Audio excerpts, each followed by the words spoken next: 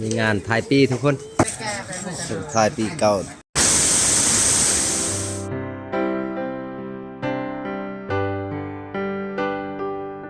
เอาทักทายสบายดีสวัสดีพี่น้อง FC ทุกคนได้เบิ่งได้ชมมื้อนี้ก็มีเวลาโอกาสได้เดินทางเที่ยวชมชนบทลาวทุกคนมาทุกคนตามชมนำกันว่าหมู่บ้านเขาเจ้านี่บรรยากาศแบบใดทุกคนนี่หมู่บ้านเขาเจ้าทุกคนเลย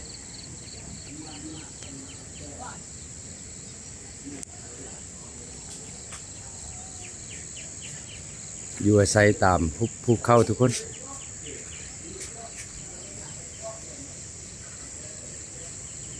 คักบรรยากาศแบบนี้ทุกคนเลยมาทุกคนไปติดตามชมนำกันเลยว่าหมู่บ้านนี้มีจากหลังคาเฮือนทุกคน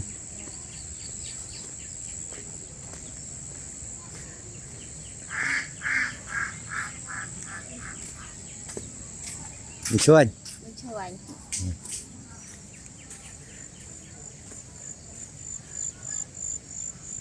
นี่แหละทุกคนเลย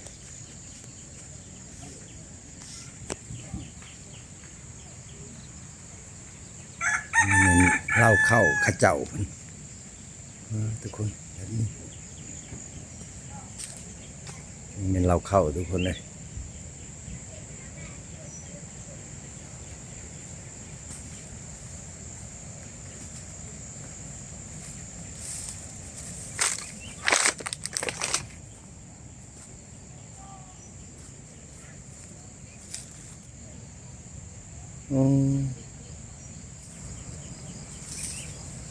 ชนบทนี่เป็นแบบนี้ทุกคนเฮ็ดเฮือนเฉพาะเอาเมียนฟืนทุกคนเลยนี่แบบนี้อันนี้เป็นขอกไก่ทุกคน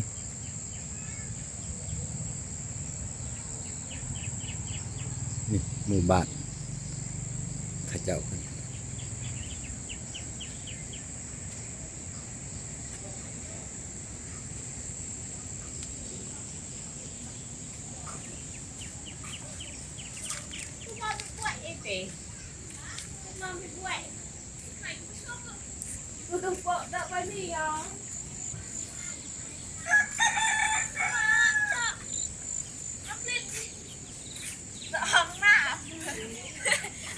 เดินทางออกให้ออกหน้าทุกคนเลยนี่แหละวิถีชีวิตเขตชนบททุกคนนี่เขื่อนซานบ้านซองข้าเจ้านี่แบบดั้งเดิมเลยทุกคนน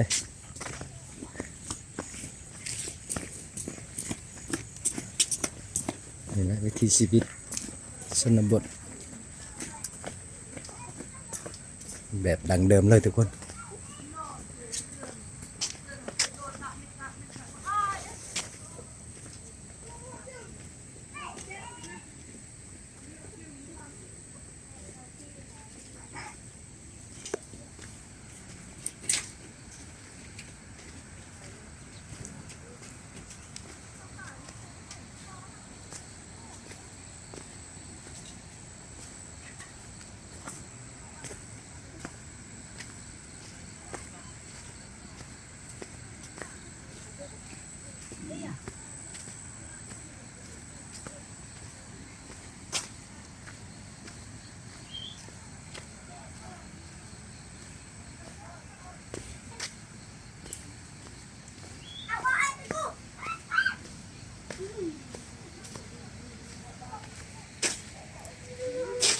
มาตับบ่เอามาอยาไม่ปะถามข้าเจ้ากันว่าพ่อแม่ไปใส่ออกให้ทุกคนพ่อแม่ออกให้มันแล้วนี่บรรยากาศทุกคนเลยฝั่งนั้นเป็นนำห้วยปาเนียทุกคนบรรยากาศชนบทนี่คักทุกคนเลย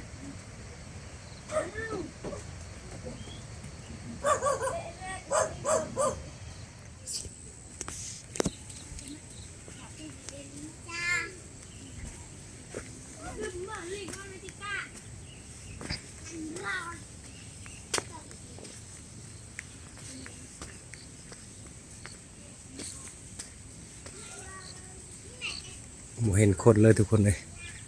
ข้าเจ้าเพิ่นออกให้มันเลย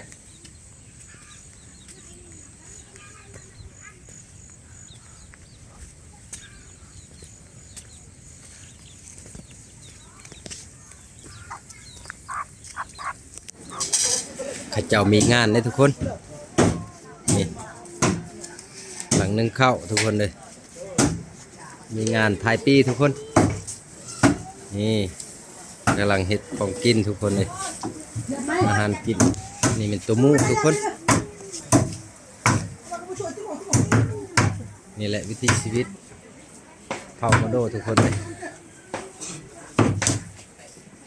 ถ่ายปีเก่าตอนรับปีใหม่เริ่มฉลองเทื่อนึงทุกคนปีหนึ่งเทื่อนึงนี่อันนี้เป็นเขานึ่งทุกคนเลยนี่ว้าเต็มกระเพาเลยทุกคนอันนี้ก็แม่นนี่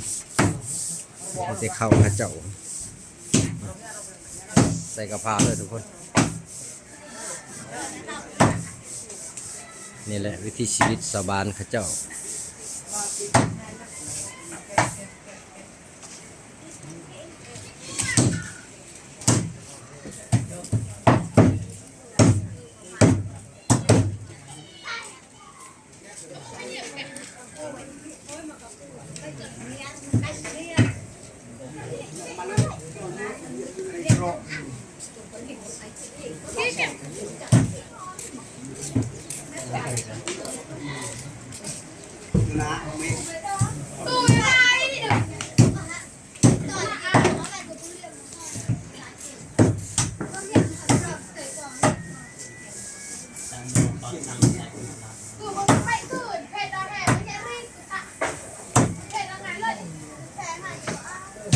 ตอนรับปีใหม่ทุกคนเลยนี่พระเจ้าเป็นขาหมูได้ทุกคนมีลายโตขาหมูวันนี้ทุกคนเลยtôi liêu lo tôi là bọn năng nó đó หมูนี่ก็รวมทั้งหมดก็ประมาณ7โตทุกคนมีอย่างบ่ทันได้สังหารทุกคนเลยอันนี้ยัง3โตทุกคนข้าเจ้ามันมีงานนี่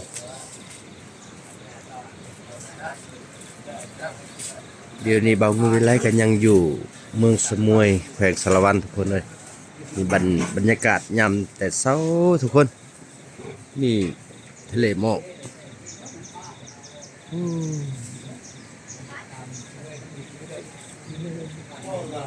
ฝนตกทุกคนเลยว้าบรรยากาศนี่สุดยอดเลยทุกคนเดี๋ยวนี้มาแต่เช้าทุกคนเลยยานบ่ทันชาวบ้านข้าเจ้าเพิ่นยานข้าเจ้าเพิ่นออกให้ออกนาทุกคนนี่บรรยากาศยามเช้าทุกคนสุดยอดเลยอันนี้แม่นน้ำเซ่ทุกคนเอ้ยน้ำเซ่ปนท้องฟ้ากับมืดกึ้มเลยทุกคน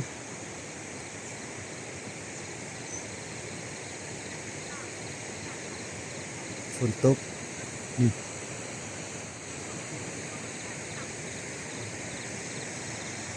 เขตขเจ้าตกทุกคนเลยสุดยอดสุดยอดบรรยากาศนี่เบามือกับมาแต่เศร้าๆเลยทุกคนนี่ไฟยังบ่ทันได้ปิดเลย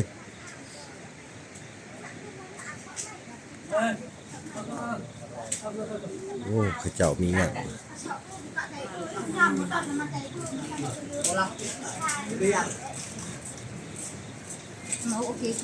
ผู้หนึ่งเข่าก็มีทุกคน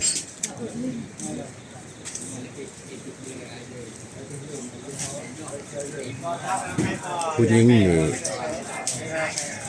หนึ่งเขาผู้ชายล่ะเด็ดอาหารทุกคนเลย nó cày cái ta lên hờ ta lên hờ lên hờ lên cây cây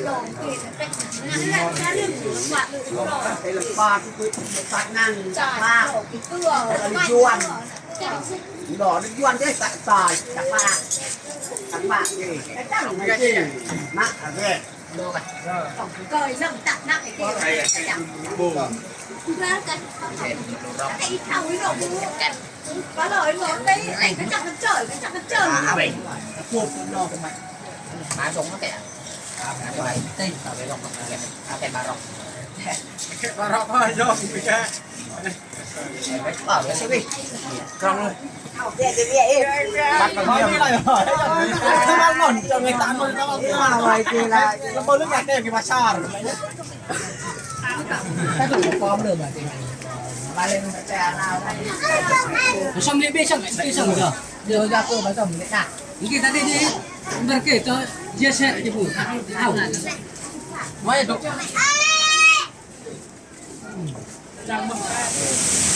เที่ยวชมบรรยากาศยามเช้าทุกคนนี่บรรยากาศยามเช้าทุกคนเลยถักลายทุกคนนี่ข้าก็เพิ่งมาครั้งแรกทุกคนเลยถักเลยทุกคน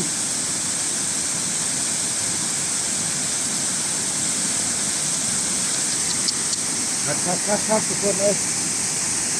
บางคนชาวบ้านเขาเจ้าเป็นเดินทางคน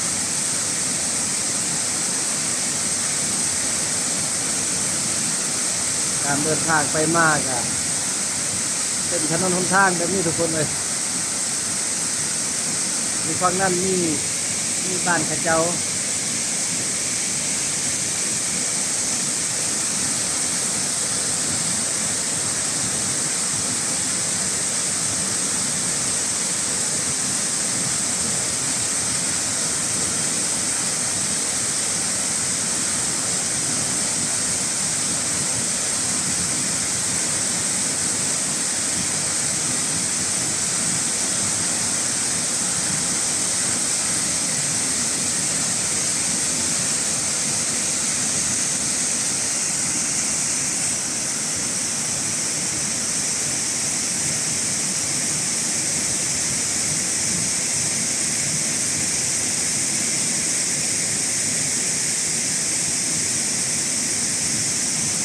ธรรมศาสตร์ครับทุกคน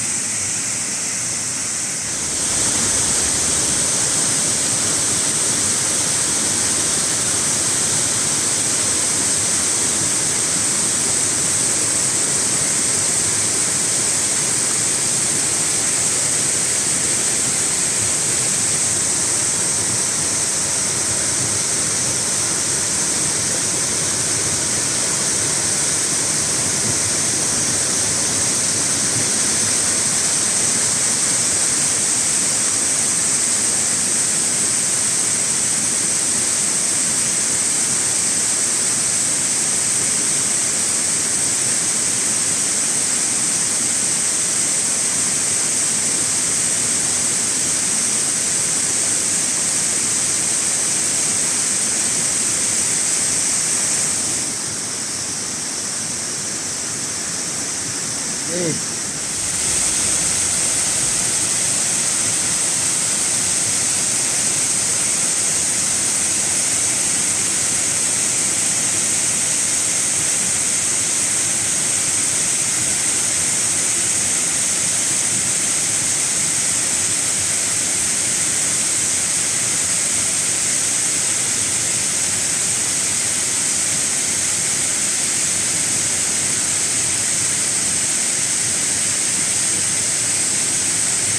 บรรยากาศยามเช้าทุกคนมื้อนี้บ่าวงุยวิไลก็มีเวลา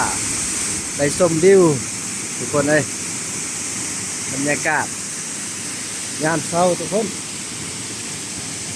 อ๋อคักให้พี่น้องได้ชมวิวนำกันทุกคนเลย